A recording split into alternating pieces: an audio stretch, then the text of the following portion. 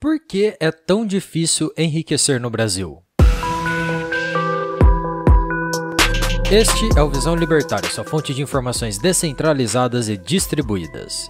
Sem dúvida alguma, acumular um patrimônio grande ao longo da vida é um dos principais desejos de uma parcela significativa da população. Aqueles indivíduos que ainda defendem a ideia de que dinheiro não traz felicidade são, em sua maioria, apenas invejosos e incapazes de gerar riqueza. Além do poder e do status, o dinheiro permite que alcancemos um dos valores mais importantes, a liberdade. Essa tão desejada liberdade permite viajar para qualquer lugar, comer em qualquer restaurante e adquirir bens e serviços sem se preocupar com o preço. Se já não fosse o suficiente, ser livre implica em ser independente. Seja em relação a empréstimos de banco, seja em relação à suposta ajuda do Estado, o acúmulo de patrimônio permite uma vida autônoma, sem a necessidade do capital de terceiros. Embora sonhado pela maioria das pessoas, é evidente que esse cenário será alcançado por um número muito limitado de indivíduos. Mas por quê?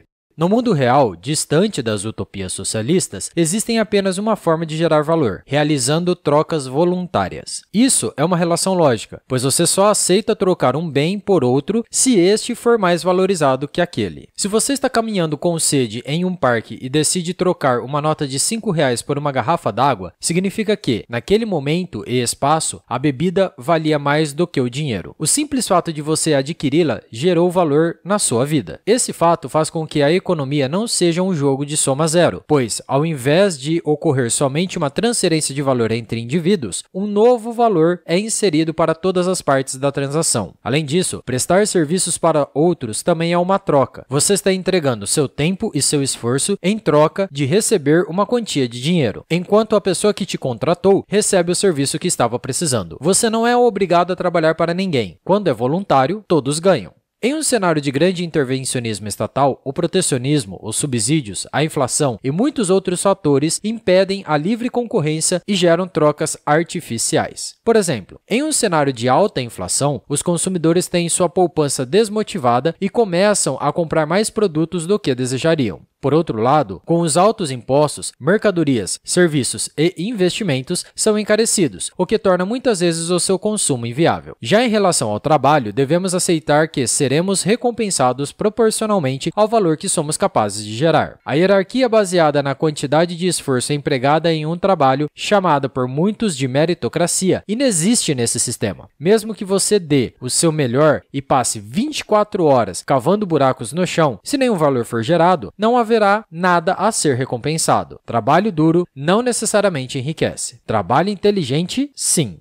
A maioria dos brasileiros pobres continua nessa condição por muitos motivos. O primeiro deles é que sua mão de obra é simples, já que a demanda por ela não é tão alta comparado com a sua oferta. A mão de obra de um indivíduo é mais valorizada quando suas habilidades são escassas e quando apresentam qualidade superior à da maioria. Trabalhadores de redes fast food, garis e caixas de supermercado simplesmente não são uma mão de obra escassa, portanto, tendem a apresentar uma remuneração mais baixa, por exemplo. Para resolver isso, é essencial que os indivíduos aprendam novas habilidades para ter acesso a outras oportunidades de trabalho mais demandados. Infelizmente, a maioria dos pobres nem sequer tem acesso a uma livraria ou até mesmo a uma boa educação de base. Isso impede que eles desenvolvam potenciais habilidades para aumentar o valor de sua mão de obra. Como já foi apontado em diversos vídeos deste canal, todos os incentivos da esfera pública mostram-se contrários ao progresso. Afinal, se os alunos de uma instituição apresentarem notas ruins, este será um ótimo argumento para que um financiamento maior seja necessário. Portanto, perpetua-se a tendência de escolas ruins serem privilegiadas em detrimento das boas. Além disso, educação estatal não ensina nada de útil, nem se pode esperar que algo nesse sentido vá mudar com a educação estatal. As consequências deste cenário são refletidas em uma mão de obra desqualificada para acompanhar as demandas do mercado, que acabará buscando atividades menos lucrativas ou mesmo aceitando o desemprego.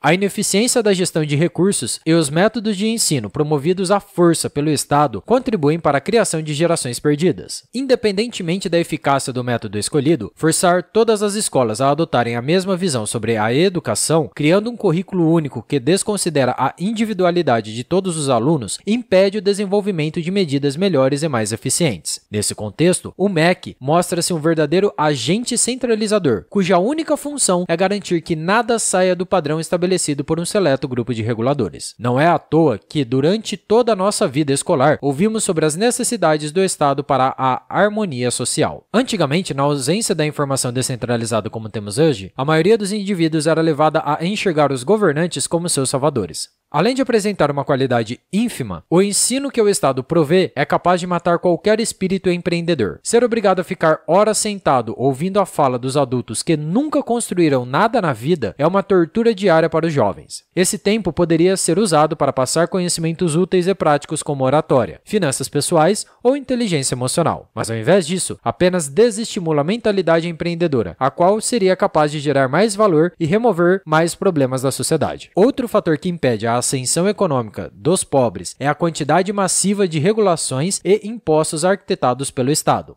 Esse cenário cria oligopólios e encarece a maioria dos serviços e produtos, fazendo com que muitas pessoas utilizem todo o salário para garantir a sobrevivência da família. Nessa condição, os indivíduos possuem acesso apenas a uma fatia muito limitada da economia, que é aquela que está fisicamente próxima deles. Uma parcela significativa das camadas periféricas, por exemplo, ainda não possui acesso à internet, que é hoje a ferramenta mais poderosa para adquirir conhecimento e acumular riqueza.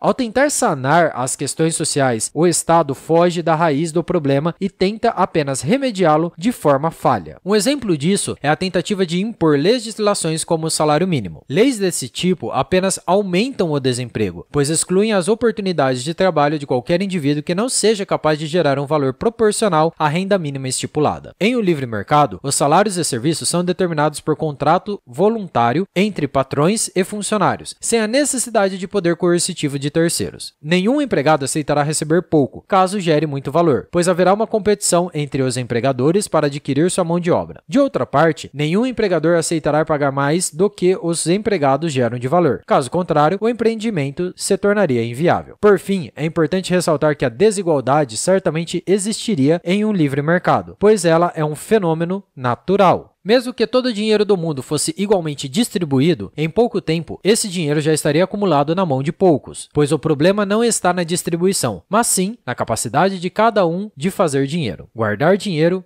e investir dinheiro.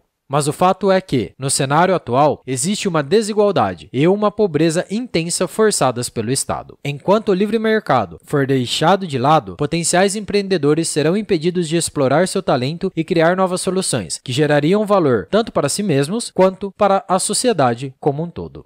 Obrigado pela sua audiência. Esse artigo foi sugerido e escrito por McFly Libertário, revisado por JJ Lieber e narrado por Coreia com K. Se você gostou desse vídeo, clique no ícone de curtir abaixo e compartilhe o vídeo em sua rede social. Se você deseja ser notificado de outros vídeos, clique em se inscrever e depois no ícone da campainha.